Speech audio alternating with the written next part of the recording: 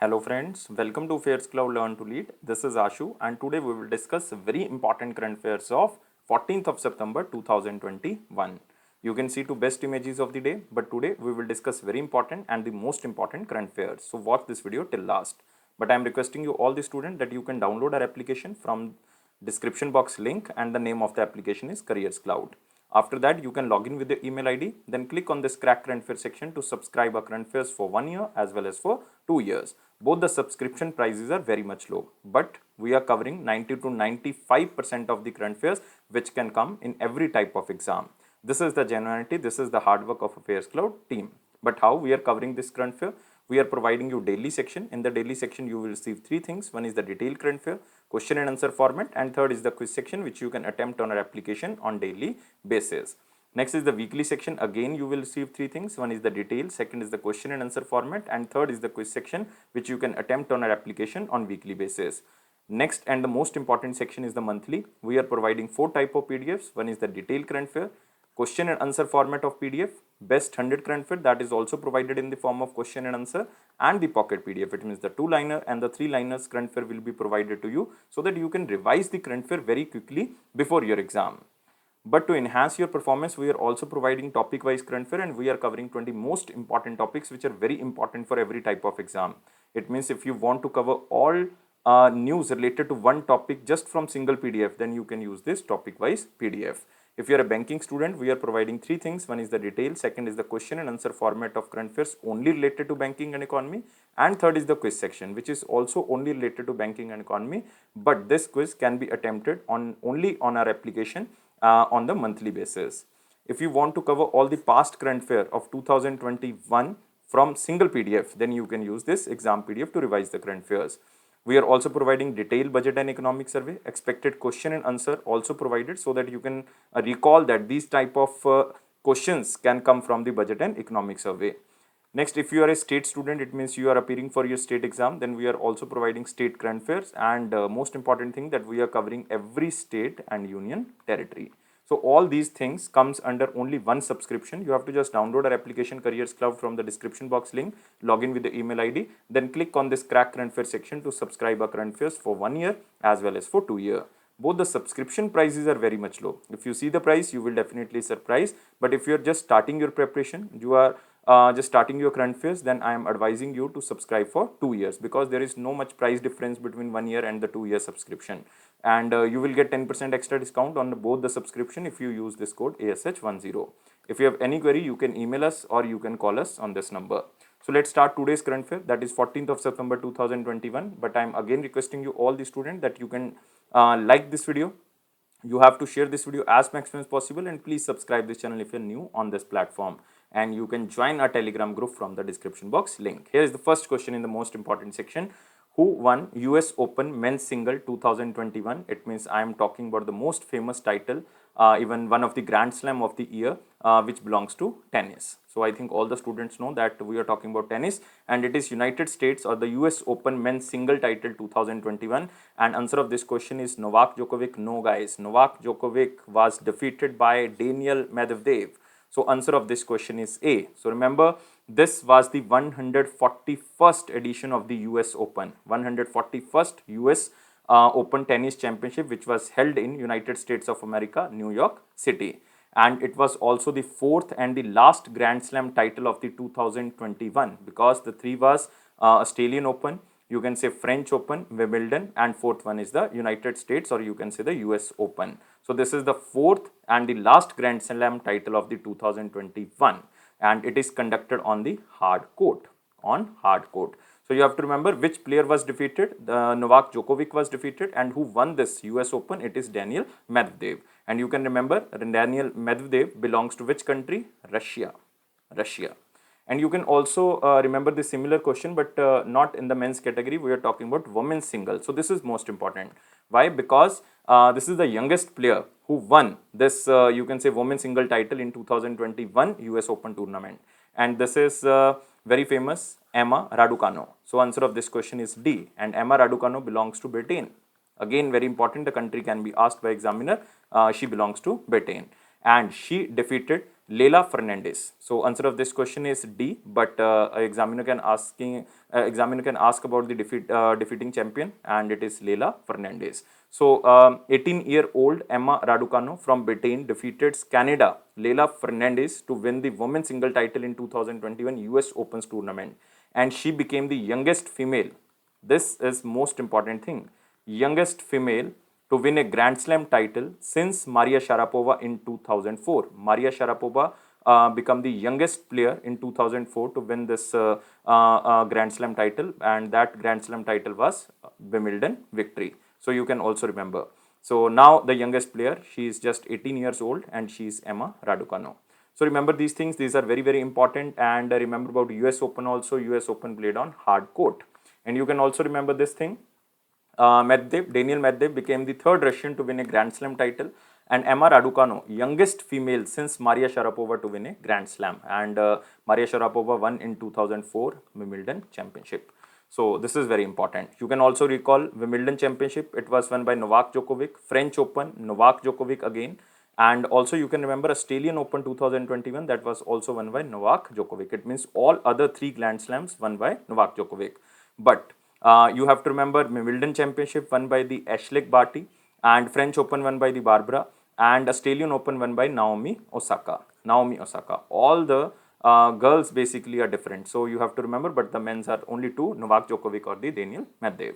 And you all know Wimbledon was played on the grass court, French Open on the clay court, US on the hard court. So remember these things. Again, this is International Tennis Federation who basically organize this all the Grand Slams. You can also remember about this organization, International Tennis Federation, and its headquarters is in London, United Kingdom. Its president is David Hegarty.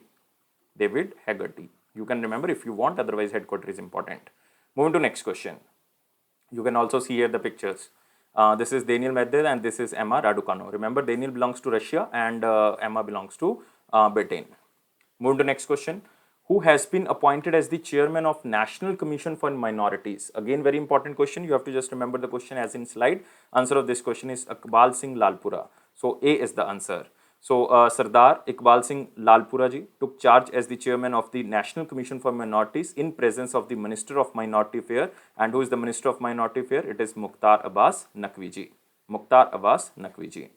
And he succeeded the outgoing chairman of the commission. It was G. Hassan. Earlier the chairman was G. Hassan, but now new chairman is Iqbal Singh Lalpura. So remember, National Commission for Minority, and it is Iqbal Singh Lalpura.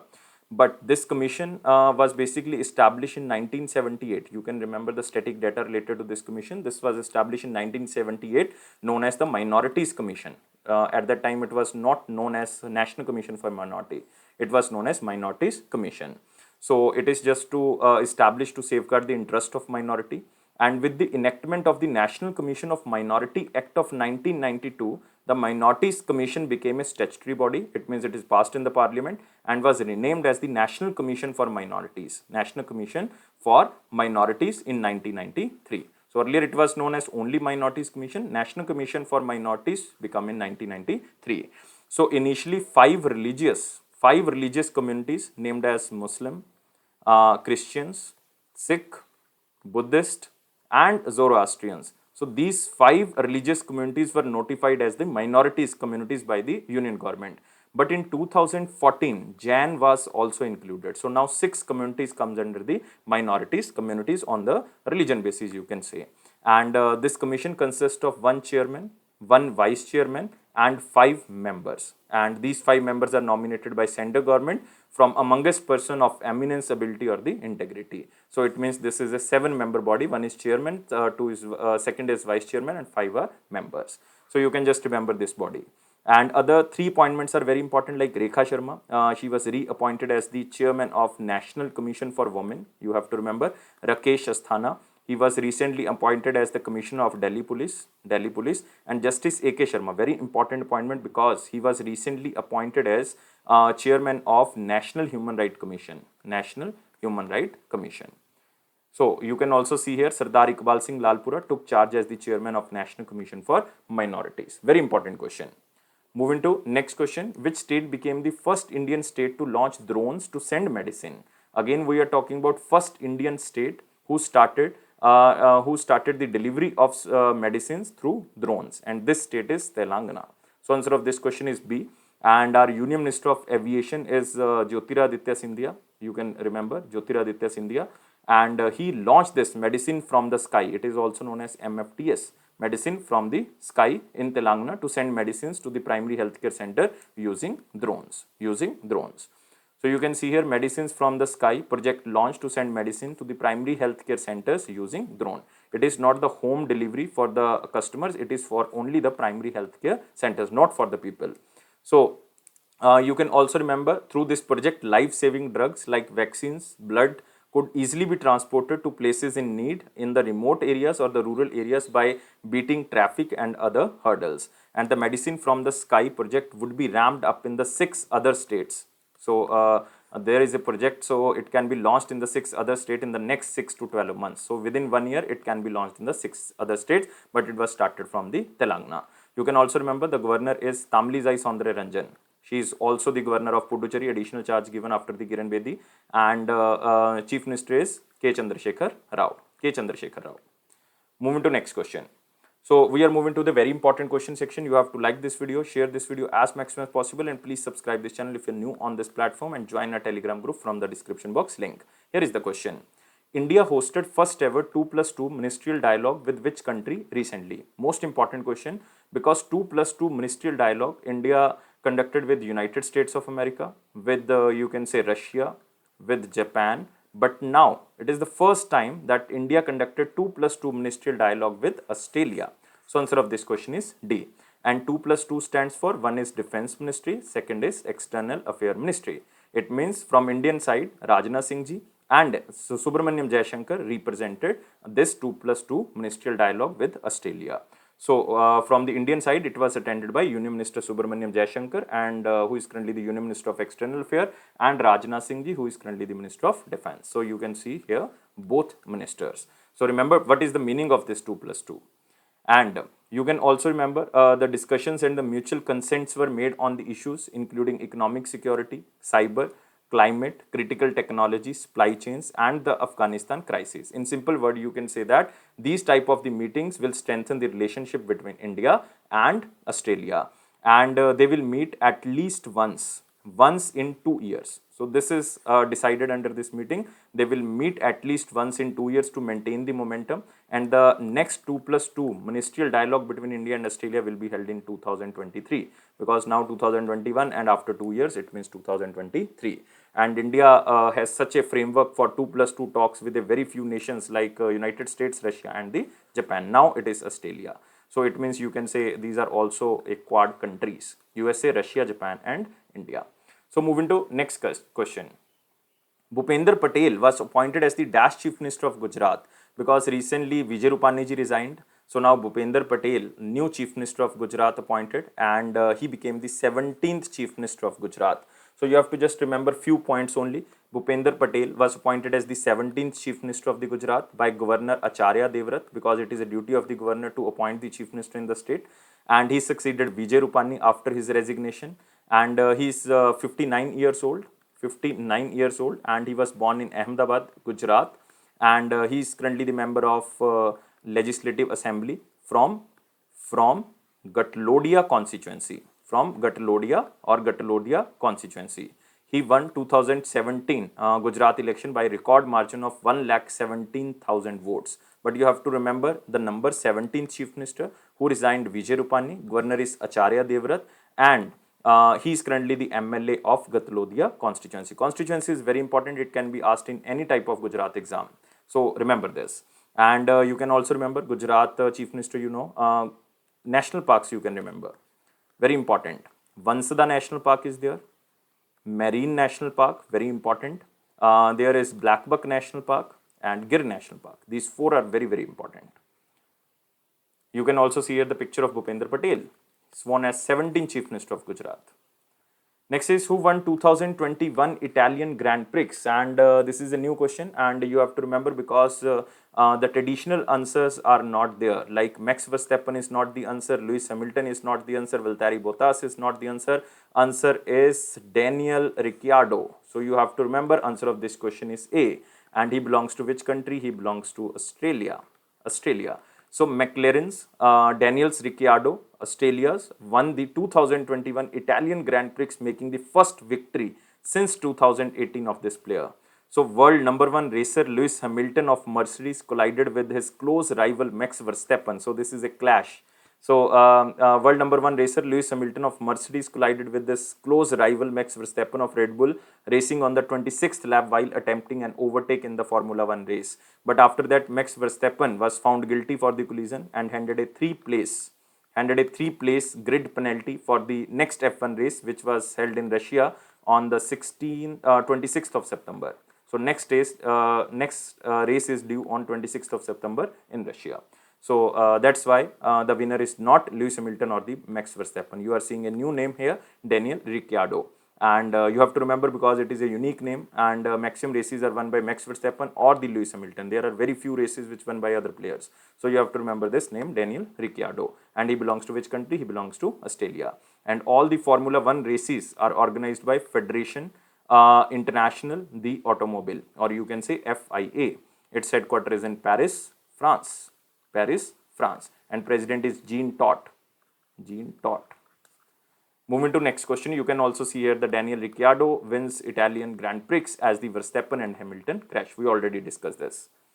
Which state has appointed iBus Network as its exclusive business partner for operating and managing digital infrastructure? Again, very important question, and we are talking about Assam state. Answer of this question is B. So there is one department of Assam which is known as MTRON. MTRON stands for Assam Electronics Development Corporation Limited. Assam Electronics Development Corporation Limited has appointed iBus Networks as its exclusive business partner for operating and managing digital infrastructure.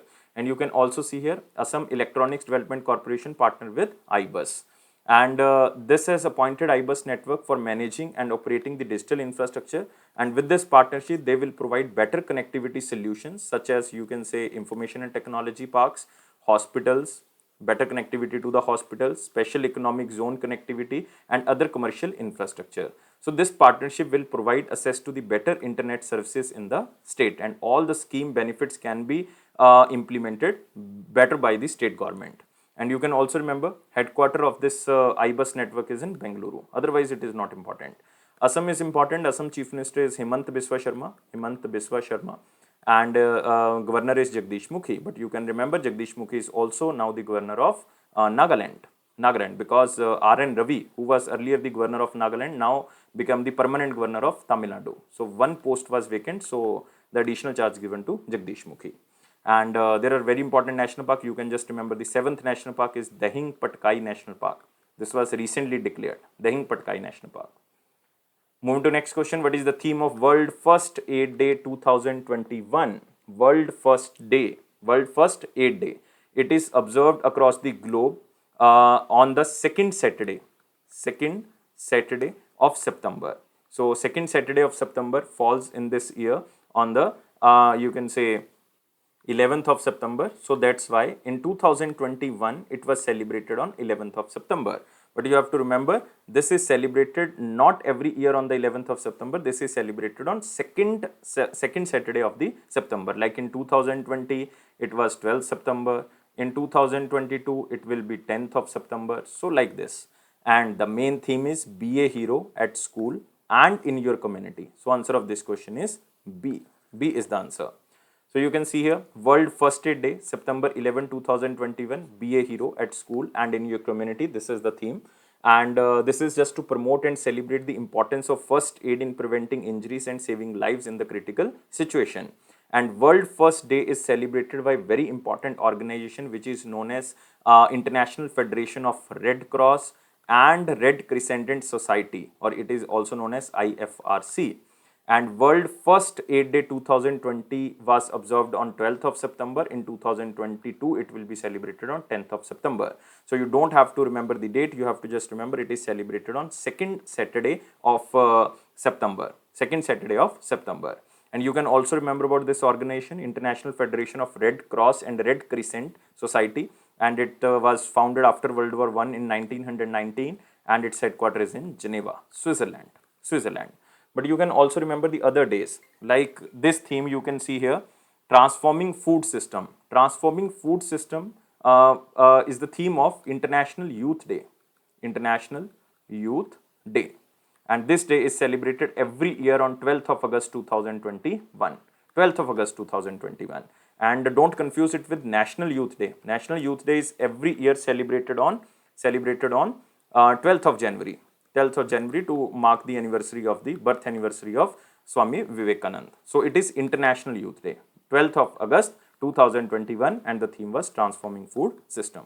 Next, building a resilience faster. So this is a week. This is known as World Water Week.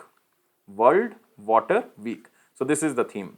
And World Water Week celebrated on 23rd of August to 27th of August. 23rd of August to 27th of August. Next is Rebuild Better Together. So this is the theme of International Day of Cooperatives. International Day of Cooperatives, and it was celebrated on 3rd of July 2021. So many days, every day is something. So you can't remember every day, but you have to remember important, or you have to revise again and again so that you can recall during an examination. Moving to next question. India's largest open air fernery was inaugurated in which state? So very important thing. First of all, if you don't know about fernery, so the fernery has the largest collection of fern species, second to the only Jawaharlal Nehru Tropical Botanical Garden and the Research Institute, which is situated in Kerala. So this is largest open air fernery was inaugurated in which state? But first of all, you have to remember what is the meaning of fernery. So after that, you can answer very easily. So answer of this question is Uttarakhand, because the ferns can, you can say that it can grow maximally in the hilly areas. So answer of this question is C. So you can see here India's largest open air fernery developed in Ranikhet. Ranikhet is in Nainital, Uttarakhand. So exact answer is Uttarakhand. The state is Uttarakhand. So you have to remember it is the country's first open air fernery in the natural surrounding, which is not under any poly house or the shade house. So this is very important. And I already told you that fernery has the largest collection of fern species. Fern species. And it is the second to only Jawaharlal Nehru Tropical Botanical Garden and Research Institute, which is situated in Kerala. So the main objective is to conserve and protect various type of ferns and the species, and to spread awareness about its ecological value. So just to protect and conserve ferns, we opened largest open air fernery in the Uttarakhand. Exact area is Ranikhet. Exact district is you can say Nainital. Nainital. Exact area can be asked. Moving to next question. World's northernmost island discovered by chance of Greenland. So this is very important because it is the world's northernmost island, and its name is just proposed, but you have to remember the island was discovered by a group of 6 scientists working with the Arctic Station Research Facility in the Greenland. And the team of researchers discovered a new island, the northernmost point of the land on Earth, off the coast of Greenland during a you can say Danish Switch research expedition. And the island was revealed by the movement of the ice. And the researchers proposed to name this island as a Quakertek Evan Nerlek. So you have to just remember the name. It can be pronounced wrong now, but you can just remember. Quakertek Ivan Narlek, which means the northernmost island in the Greenlandic. You have to just recall this word again and again so that you can answer very correctly, because it will now become the northernmost island, but it is a proposed name, named, not yet final. So it is made up of mud from the ocean and rock soil from the glaciers, because this newly discovered island, measuring around 30 by 60 meter in size, is the closest point of the land to the North Pole. So it is also the island who is located almost on the 780 meters northernmost to the Odak island of you can say Greenland. So this is Odak. This was the northernmost island of India, but now it will become Quakertek Evan Nerlek. So you can just remember the name. Moving to next question. Which payment bank enables India's first FASTag based metro parking facility in partnership with the Delhi Metro Rail Corporation? So again, answer of this question is Paytm Payments Bank, very important bank. So this bank enables India first FASTag based metro parking facility in partnership with the Delhi Metro Rail Corporation. And this parking facility of Kashmiri Gate Metro Station, they choose Kashmiri Gate Metro Station, and it becomes the first facility to be powered by the digital payment solution through the Paytm Payment Bank. So Paytm Payment Bank, the acquiring bank for the parking facility at Kashmiri Gate Metro Station, will facilitate the processing of all FASTag based transactions for cars with valid FASTag stickers. It means the parkings will be done through this FASTag system, and it is on the Kashmiri Gate Metro Station. That's why they tied up with the Delhi Metro Station. And this parking facility of Kashmiri Gate will work on the various platforms. Like additionally, this Paytm Payment Bank has enabled a UPI based payment solution for the two-wheelers that enters the parking facility. And again, this was the first. And this Paytm Payment Bank Limited is also working with the various municipal corporations across Delhi to initiate FASTag based parking facility in both organized and unorganized sites. But now they tied up with the Delhi Metro Corporation Limited so that they can tied up for the Kashmiri Gate Metro Station. So you have to just remember it is Paytm Payment Bank. Its CEO is Satish Gupta. Satish Gupta. He is currently the CEO and the Managing Director of Paytm Payment Bank. Its headquarters is in Noida. This is asked in so many exams. Moving to next question. Recently, which bank partnered with the SWIFT for the real-time cross-border payment tracking? So SWIFT stands for Society for Worldwide Interbank Financial Telecommunication. And one bank tied up with the SWIFT organization for real-time cross-border payment tracking. And this bank is DBS Bank. DBS Bank, or you can say Developmental Bank of Singapore. So this bank partnership with the Society for Worldwide Interbank Financial Telecommunication Global Payment Innovation has launched real-time online tracking for cross-border collections for the business in India, benefiting around almost 4,000 corporate and the small business clients. So you have to just remember it is DBS Bank who tied up with the SWIFT for the real-time cross-border payment trackings. And DBS became the first bank in India and the Asia Pacific to offer this service to its clients. And the incoming payment tracking will be help the corporate treasurers with the better cash forecasting by receiving the end-to-end tracking information, reducing operational cost and the frictions. It brings transparency and the visibility and improves the receivables forecasting and overall cash position. And the initiative is a part of SWIFT vision towards a future of instant and frictionless account-to-account cross-border payment. And it also helps in improving accuracy for the intraday credit line needs and provides benefiting in supporting credit control. So you have to just remember it is just for the betterment of the cross-border payment. It is DBS Bank and it is the SWIFT, which is known as Society for Worldwide Interbank Financial Telecommunication. Moving to next question. Narendra Modi ji inaugurated the Sardar Dham Bhavan. Sardar means Sardar Vallabhbhai Patel ji Dham in which city of Gujarat? So by default, if we are talking about Sardar Vallabhbhai Patel ji, it means the monument or all things related to Sardar ji situated in Gujarat. So we are talking about directly that in which city of the Gujarat. So answer of this question is again very simple. Answer of this question is Ahmedabad. C is the answer. So Narendra Modi, the Prime Minister of India, inaugurated the Sardar Dham Bhavan at Ahmedabad, Gujarat over a virtual platform. And this Sardar Dham Bhavan, Ahmedabad, was built at a cost of 200 crore rupees. 200 crore rupees, and it is built by one organization which is known as VPS. It means Vishwa Pattidar Samaj. Vishwa Pattidar Samaj, a business, a social and educational hub for the Pattidar community. It is for the Pattidar community. And this Sardar Dham Bhavan is built over an area of almost 11,000 square feet in Ahmedabad to boost the residential facility for the student. And Sardar Dham is working towards the educational and social transformation and upliftment of the weaker sections of the society. So this is the building of Sardar Dham. And this will become the residential building or the residential facility for the students, especially for the education and the social transformation and for the upliftment of the weaker section of the society. And you can see here sad face of Narendra Modi ji. So Prime Minister Narendra Modi ji inaugurated this Sardar Dham Bhavan in the Gujarat, Ahmedabad. This is important. Move to next question, and it is from picture. It is Prime Minister Narendra Modi who chaired the 13th BRICS Summit virtually today because 2021 chairmanship lies with India. So that's why this meeting is hosted by India. And the theme of India's meeting is BRICS at the rate 15, intra-BRICS cooperation for continuity, consolidation and consensus.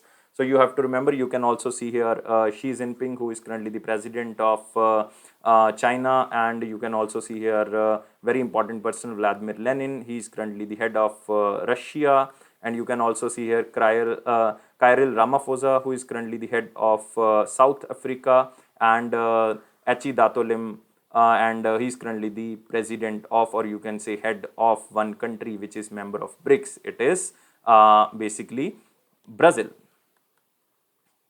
So remember all the name, and here is Jair Bolsonaro. Jair Bolsonaro. So Vladimir Putin, Narendra Modi, Xi Jinping, Cyril Ramaphosa, and Jair Bolsonaro.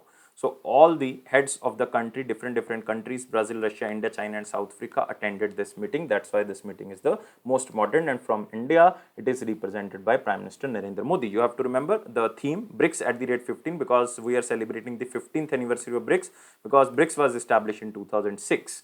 And Indian Prime Minister especially appreciated the cooperation received from the BRICS partners, which led to the initiation of several new initiatives, including the first BRICS Digital Health Summit, the first BRICS Ministerial Joint Statement on the multilateral reforms. And all the BRICS leaders agreed to continue their cooperation towards achieving strong and inclusive growth in a post-pandemic.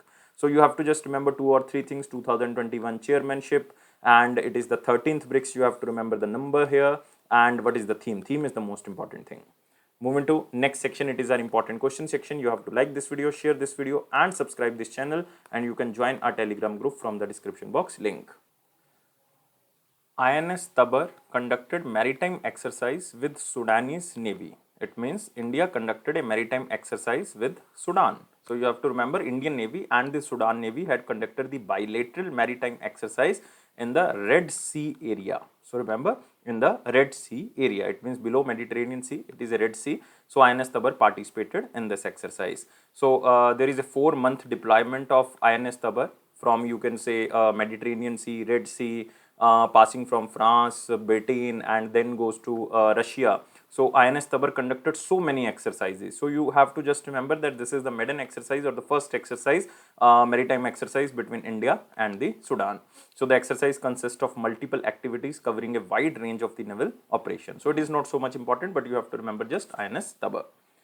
So here is the one-liner important point, and first point here is India has hosted first ever 2+2 ministerial dialogue with Australia. We already covered this question in detail. Tamil Nadu celebrates 11th September as Mahakavi Day. So you have to just remember M.K. Stalin, the Chief Minister of Tamil Nadu, announced the 11th September of every year starting from 2021 will be observed as Mahakavi Day. It means it was celebrated first time. And the day aims to pay tribute to the freedom fighter, eminent Tamil poet, which is known as Subramanya Bharati. Subramanya Bharati. So this is very important question, especially for the Tamil Nadu students. And even 11th of September also marks the 100th death anniversary of this Subramanya Bharati. So 2 or 3 things you can remember under this question. One is the 11th September celebrated as Mahakavi Day by the Tamil Nadu government, and it is announced by M.K. Stalin, and it is the first time that we are celebrating this day in the Tamil Nadu, and it is just to pay tribute to a Tamil poet who is known as Subramanya Bharati. And 11th September 2021 is the 100th death anniversary of this poet, very famous poet, Subramanya Bharati. Next, United Nations International Day for South to South Cooperation 2021 celebrated on 12th of September. So you can remember the United Nations, or you can say United Nations International Day for South to South Cooperation annually observed across the globe on 12th of September for highlighting the economic and the social and the political developments of the countries in the southern region. And the day also highlights the efforts of the United Nations towards cooperation among the developing countries. And South-South cooperation refers to the technical cooperation among developing countries in the global south. But you can also remember this South-South cooperation basically means to the technical cooperation among the developing countries in the South-South region. And this United Nations for South-South cooperation was established in 1974, and its headquarters is in New York, United States of America. Next, new book titled A Rude Life, the memoir, authored by Veer Sanghvi. So you have to just remember the name of this player, this author. Veer Sanghvi is a television journalist, author, and talk show host who has served as an editor of Hindustan Times from 1999 to 2004. So very prominent newspaper, Hindustan Times, and he was very famous author, also a television journalist, and also the host of very famous TV shows. And he wrote a book, A Rude Life. So the book features the events of his personal life, and he talks about the people he has met, and also the story of lost India. And it also shares his view and experience as an Indian journalist. So just remember, A Rude Life, it is Veer Sanghvi. Next, former Zimbabwe captain Brendan Taylor retires from international cricket. So he was former Zimbabwe captain and he retired from the international cricket during the ongoing one-day series against Ireland. And Brendan Taylor is currently the second highest run scorer after Zimbabwe only player Andy Flower, which is very famous. Andy Flower.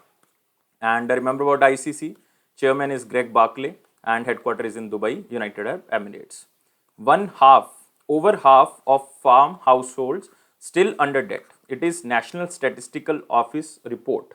So more than half of the Indians agriculture household were in debt with an average outstanding of almost 74,000 rupees in 2018, but in 2013 it was almost 47,000. So it is half of the India's agriculture household on an average debt. So it is very much high, like 74,000 per person basically, and it is an increase of almost 57.7% in the last 7 years. And this data is given by National Statistical Office, and this comes under the Ministry of Statistics and Program Implementation, and Minister of State is Rao Inderjit Singh, because he has an independent charge. Moving to the question of the day, what was the question of 12th and 13th of September 2021? The report of Vijay Kelkar committee relates to. So again, very important question. Vijay Kelkar, the former finance minister and the advisor of finance minister, was mandated by the finance minister to give a report outlining the roadmap for the fiscal consolidation. And Kelkar, who headed the 13th Finance Commission, was told to present a fiscal roadmap, especially for the fiscal consolidation, or provide the, to reduce the fiscal deficit. And answer of this question is very simple. Because he was the head of the 13th Finance Commission, that's why this is a duty of Finance Commission to recommend the tax distribution of the center and state. So that's why it is for the tax reform. So remember, answer of this question is 4, tax reforms. So now we are moving to the question of the day. Very simple question. Which plan gave emphasis on the removal of poverty for the first time? Very important question, guys. You have to answer me only in the comment box. You have to tell me the answer, and even you can also tell me the Prime Minister during this 5-year plan, who basically prepared this 5-year plan. So you can answer me also the Prime Minister. So I'm waiting your answer. You have to like this video, you have to share this video as maximum as possible, and you have to subscribe this channel if you're new on this platform. And please press this bell button and join our Telegram group. The benefit is that you will receive the notification on time, and it is AffairsCloud promise that it will boost your confidence in the general awareness section. And don't take life so much serious. Life is fun. Always be happy like this smiley. Thank you guys. Take care and bye-bye.